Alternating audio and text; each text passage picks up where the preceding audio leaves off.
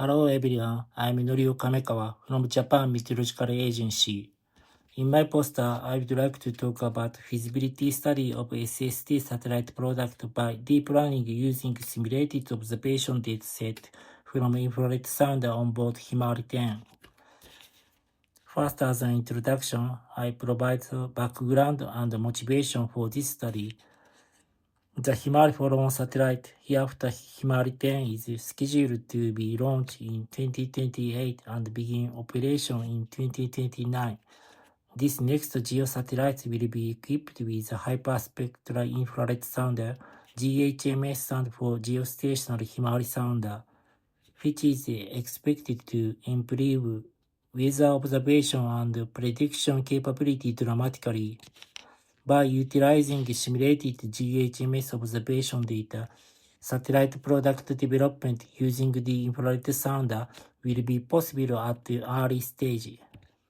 This poster explores the feasibility of utilizing GHMS through deep learning techniques. As current GMA Himari 8 or 9 SST products are retrieved with established physics-based algorithm, this study aimed to gain insight that will support the development of various satellite products and nowcasting using infrared sounders. Next, I will describe the specification of the simulated data for GHMS. I simulated the clear sky radiance of GHMS data with ERA 5 as input data by running RTTOB version 13.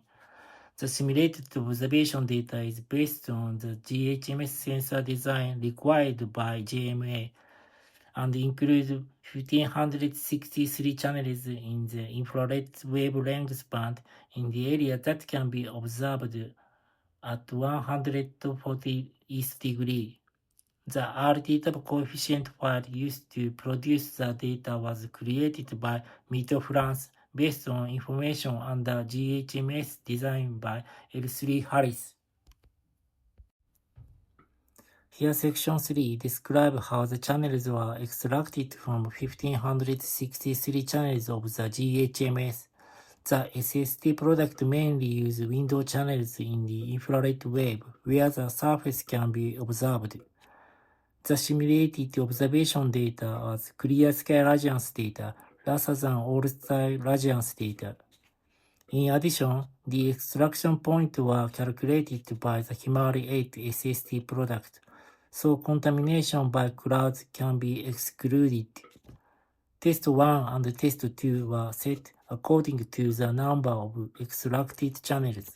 For Test 1, the GHMS channel selected was determined for 4 wavelength band equivalent to the infrared band used in Himari 8 SST product. For Test 2, a total of 20 channels were selected, including 2 channels before and after the non-adjacent channels selected in Test 1. This section describes the experimental setup. The training period was 3 months, and the selected channels and solar zenith angle were used as explanatory variables. The constructed network was simply deep neural network with 2 intermediate layers and ReL function as the activate function. The test data was for 1 month in the following year. Then I show the result of the experiment. Figure 5.1 shows the change curve of loss function. From this figure, I can see that convergence in test 1 and test 2. There is no increasing sharply or oscillation during the iteration in test 1 and test 2. Test 2 has faster cost reduction and higher final generalization performance than test 1. Increasing the number of the available channels will improve the performance of the prediction model.